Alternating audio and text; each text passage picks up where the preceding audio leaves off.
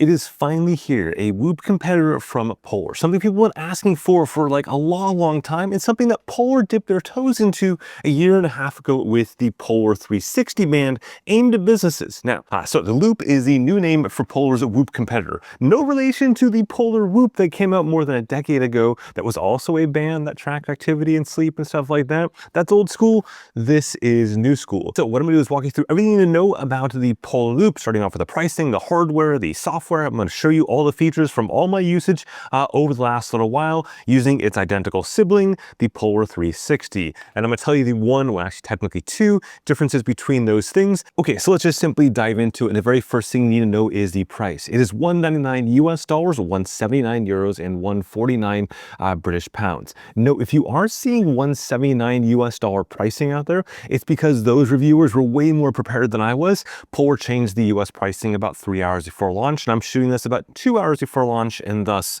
why I actually have the updated pricing. Most importantly though, the fact is that there is no subscription fee. I cannot emphasize this enough. There is no subscription fee for this at all. Everything in the Polar Flow platform that you would normally get with the wearable is included in this price. That's a huge difference from Whoop, which of course does have a subscription fee that roughly ranges about $200 to $250 US per year. That said, there are a ton of differences to Whoop, and I'm going to walk through all those differences here, and some of them are super critical to comparing it to either the Whoop band that you see up there or the Amazfit band there.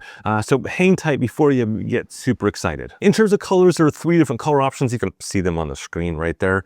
There's also additional color bands that are offered, and you can see those on the screen right there. They're 19 euros or 29 US dollars, all of which are incredibly reasonable prices compared to Whoop's, which bands cost like 60, 70, 90, 100. They cost silly amounts of money for a simple fabric band. So I appreciate Polar being very reasonable here, especially on the Euro side where tariffs aren't at play. Now, from a hardware standpoint, here is all the sensor bits over there. All you need to know is it's got a Polar Precision Prime sensor on the back of it, and it's got about 8 days of battery life inside of it. In fact, that is the singular internal difference between the Polar 360 you see right here and the Polar Loop. The Polar 360 has about 2 days less battery life, so roughly about 5 to 6 days of battery life, versus the Polar Loop has that 8 days of battery life. The other difference is on the outside shell. The Polar 360 is plastic because it's designed for business use cases, versus the Polar Loop has a stainless steel case in, of course, different colors. With the 360, you just have one color, this black color here. But Polar did emphasize repeatedly this is the exact same internals, the same sensor, everything. So in terms of how this operates, it is identical to the Polar Loop. I mentioned that because I've seen some comments out there saying that the Polar Loop would have new internals, new sensor packages, etc. No, Polar themselves has confirmed repeatedly, both in a conference call as well as written, that is exact same internals, except just simply a bigger battery and the metal case on the Loop. So what I want to do is kind of walk through a day in the life of the Polar Loop in 360 and how that works. It's designed to be a screenless activity tracker, meaning there is obviously no screen on this at all, just like there is no screen on the Whoop or the Amazfit band or whatever else. Instead, it's just going to feed your data into the Polar Flow platform. That platform is accessible either on your smartphone or on the web, but you will need a smartphone to pair with this, Android or iOS, in order to get that data into the Polar Flow platform. Also, Polar Flow is getting a big revamp. We'll talk about that in just a second. So the very first thing that's going to happen is you're going to wake up. And when you wake up, you're going to see all those sleep stats in the Polar Flow platform. This is identical to the past or all existing Polar watches out there. All those stats are there. They're all kind of jumbled up. This has always been my biggest complaint about Polar's sleep stats. It's just a giant dumpster fire of sleep stats without a lot of organization. So that is going to change though with the new Polar Flow platform. So there are basically 2 phases there.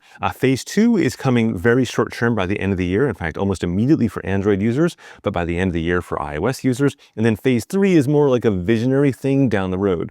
So you can see here on phase 2, it's kind of rearranged and reimagined there. You got HRV now on the front page of this, as opposed to being buried deep in the menu systems. And some of those things are now tiles that you can arrange. Versus phase 3 that you see right here, these are more like imaginary screenshots. Polar has said these are not real screenshots. This is what they're envisioning. This is where they want to be. And this sounds like this is like a next year sort of thing, but the timelines were very fuzzy there. And you can see the structure is much different. There's now customization in this. There's now a first run or kind of onboarding process that you can see there. And you can see how you can customize all these tiles to fit your needs. I'd say this looks great. It's hard to tell though just from these screenshots as to what's happening under the covers, but this is a big improvement compared to the existing Polar Flow platform, which Polar themselves admitted people don't like very much. Hey, just a quick note, if you are finding this video interesting and useful, just simply watch it all the way through. That's the only thing the YouTube gods care about, and it really does help with the video and the channel quite a bit. In any case, for sleep tracking, that's been working great for me. I've had no problems with that. I wake up, it tracks my sleep. It's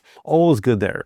The next piece then is just general activity tracking throughout the day, like steps and stuff like that. You'll see that screen right here. This is where Polar is super limited compared to all their competitors. This is true on their smartwatches as well, and remains limited here.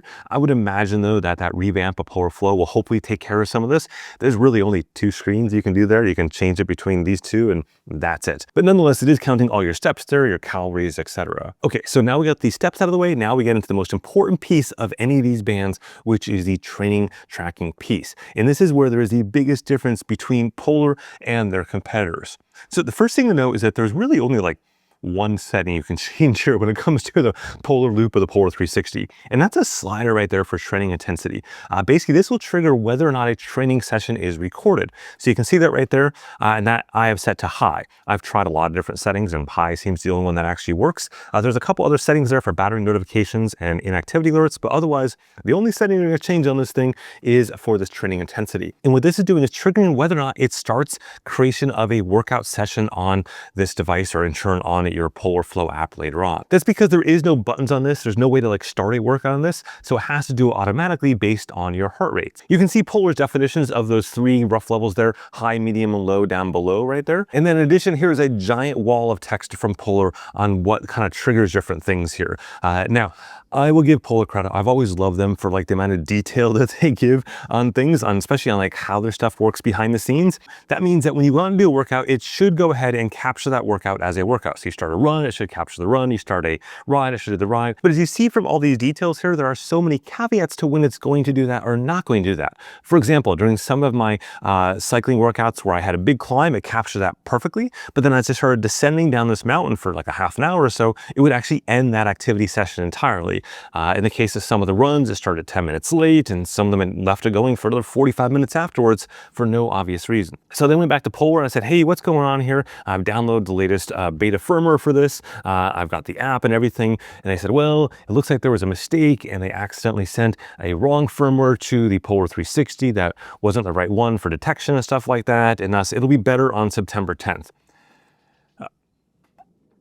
Look, I will give Polar all the chance in the world on an official review to have the auto detection correct on September 10th. So maybe it'll be drastically better, but in looking at all their details of how this is supposed to work, I think it's working how it's supposed to work, which just is not very good at all. Compare that to Whoop, and I have lots of complaints about Whoop, but one of the things that Whoop does exceptionally well is auto detection of activity down to the minute every single time. And not only down to the minute, down to the correct activity type. You see, in the case of Polar, everything is simply categorized as indoor. That's it. Indoor generic. It has no idea what you're doing. It doesn't say cycling or running, etc. It just says indoor generic. Versus in the case of Whoop, it will not only auto detect that cycling in the correct moment, it'll say, hey, this is mountain biking or road riding, and so on. There's a huge list of activity types it auto detects, and it's very, very good at that. So even if this update on September 10th will fix some of my issues, it's still not going to put things in the correct bucket. But that's actually not even the biggest issue. So let's go on what happens after that. So let's pretend that it correctly tracked my workout. What you'll see is the workout stats right there in the Polar Flow app. You'll see it's categorized as automatic, other, indoor. You can change that if you want manually. You can go after the fact and say, hey, this is cycling or running or whatever the case may be. But those are the stats that you see there. You will see that training load number displayed right there, that TRIMP number, compared to Whoop, which has their silly maximum of 21 per day. And look, I can talk an entire video about how Whoop's training load thing is wonky, and that's the reason why no one else in the industry does it that way, but we'll save that for another video. I really appreciate Polar going with the standard thing here they've been doing for years and the same thing that everyone else in the industry does. Now, with that trending load number, you'll see also trending load trended over time. So you can see this right here. Right now I'm in the overreaching status, and you can see my trending load each day. But I want you to look closely at that middle screenshot there, the week of the 25th through the 31st. In that case, I did a 90-minute workout every single day. Every single day I did something, but it missed the vast majority of those workouts in auto detection. Again, I will wait and see if Polar fixes this. But here is the challenge. Even in Whoop's case, if it misses an auto detection, which is exceptionally rare, it still captures that heart rate at a higher level and still contributes to the strain and the training load. In the case of Polar, if that workout was missed, it doesn't contribute to your training load or strain in any way, shape, or form. It's just simply gone. And further, in the case of Polar, you can't edit it or add them after the fact. It's just, again, gone. Versus with Whoop, it automatically had detected that as background heart rate at an elevated level and assigned a strain. And even if it missed all that, I can still manually create the workout in there. It then pulls in a heart rate from that time period, assigns it a sport, and life is good. None of that exists on Polar, and that's a really big gap when you're talking about a Whoop competitor. Now, the good news is that at least before a workout, if you plan to do that workout, you can turn it on manually in the same way that you might have used the Polar Beat app in the past. So you can go into the start option there, and you can basically choose to start a session. It'll leverage this sensor right here, and it'll create a set defined session there, including GPS if it's outdoors. So you can see that right here. And this basically says, hey, it's exactly between point A and point B. You would stop and end it on your phone, just like you would a workout on your watch. And again, Whoop has that same functionality as well to do defined workouts. And the advantage of doing it this way is that if you did have GPS with it, it would sync off to Strava, Training Peaks, etc. with that GPS data. It will still sync all your auto tech workouts to those other platforms, just as indoor workouts without GPS, of course. So the last piece here is accuracy. I'll save all my accuracy for the final review, but I'll just simply say that right now it's looking spot on. Here is an interval run I did, and you can see both the Whoop on there as well as the Polar 360. They're identical, like perfectly compared to the heart rate chest strap that I have there. And then here is the climbing portion of a couple hour ride that I did, and you can see it is spot on there. Actually slightly beating the Whoop MG, which had a couple little squabbles that you can see there. Note the color did change from the previous graph, but as I descended, the Polar automatically ended the activity because per their entire specs of how they do activity detection, it now had fallen below the threshold and thus ended that activity. So while Polar says they're going to fix some of these things, as you can see from their own specs, it would technically be ended, which isn't how Whoop worked. Whoop tracked it the entire duration of my ride there, including both the ascents and the descents. Okay, so where are we overall? Well, one of the things that's made Whoop so incredibly successful, aside from paying a boatload of influencers out there, is the fact that their auto detection is really, really good. It's what makes this a wear it and forget it sort of thing. You don't think about it, it just does everything behind the scenes. As of right now, and as of the specs that Polar has, Polar's loop band isn't that when it comes to training load. There's going to be a lot of manual intervention there in some way, shape, or form in order to get those numbers vaguely correct. And that is a huge difference. So while I think this will eventually be a Whoop competitor, it isn't there today. In fact, I would say that the Amazfit band is probably a closer version of that to Whoop than this is today, despite the fact that this is doing a lot of things right. As I said in my written post on this, I feel like someone at Polar needs to print out a giant 3 meter, 9-10 foot long banner that simply says, get activity detection right. And by right, I mean get the times correct, so it's matching exactly what a Whoop band does, start, end, but also the types, workout types correct as well. That is absolutely critical to being a successful Whoop competitor. If they can get that right, then I think they are a long way towards doing what Whoop is doing. Do they have all the fancier stuff like the ECG on the MG version, etc.? No, but that can come later on. If they can get all the basics right at $199 without any subscription, that'll be really, really successful. But we'll have to see if they can do that. With that, thanks for watching, and definitely hit subscribe because there is a ton more coming, especially in an hour. It's going to be a crazy next 10 to 15 days.